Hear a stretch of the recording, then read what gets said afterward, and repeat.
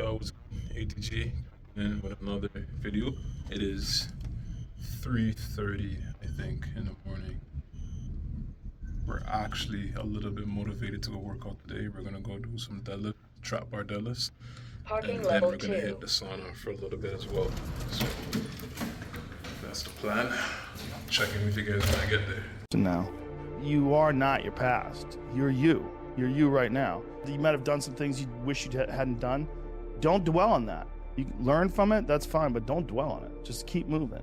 Keep moving. You know, use it as fuel. Say, never again. I get what I did wrong, but don't think that you're that person that made those mistakes.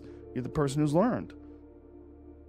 I think that endurance, enduring something, and building up that ability to endure things, that's also a very important mechanism that you could apply to everyday life. Like that, the mechanism of understanding how to endure. Because a lot of people are just running from discomfort. They're running from it. They're just avoiding it. It's so easy to. And like if you get distracted for a second, you're like, let me check my phone. You just start going through your phone and looking at bullshit, and you're just distracting yourself from the tiniest frustration of boredom. Just the little, we don't get bored anymore. Or if we get bored for these tiny amounts of time, then you get distracted. So your distraction is eliminating your boredom. But the problem with that is like, there's certain thoughts that only come to you when you're thinking, when you don't have any input coming in.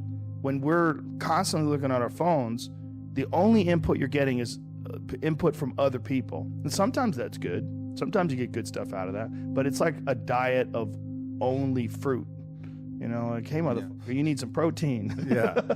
Like you need to get some other things in your diet. You know, and I think having discomfort in your diet, like having it as a regular part of your life, it minimizes the amount of other kinds of bullshit. And I think that insanity and greatness are next door neighbors, and they borrow each other's sugar. There's something about mastery, like true mastery, that requires you to shut off massive areas of your life, personal areas, relationships, education. My education was a joke.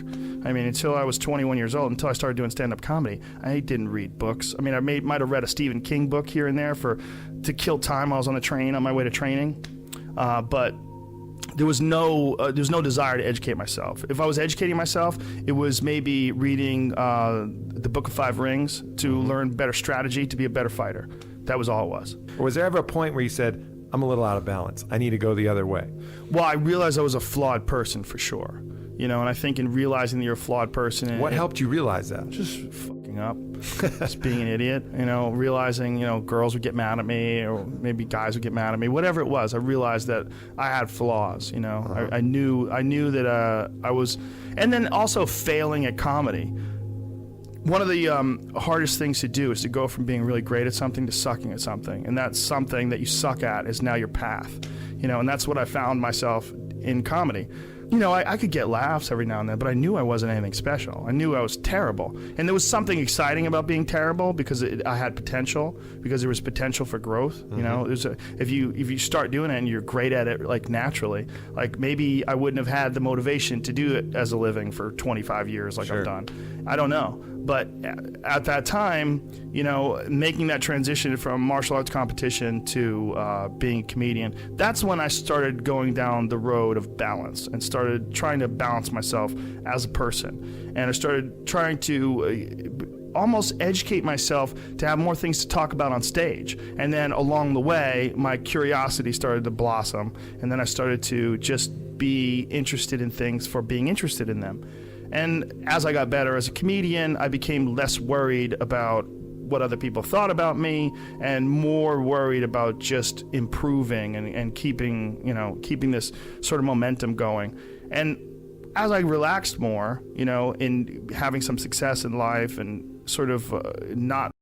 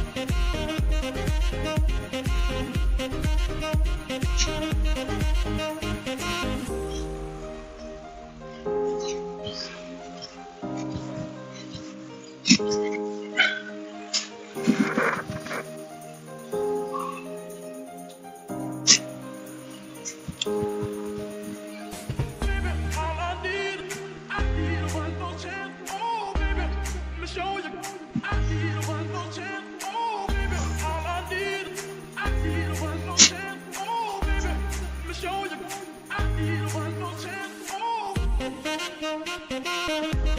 baby.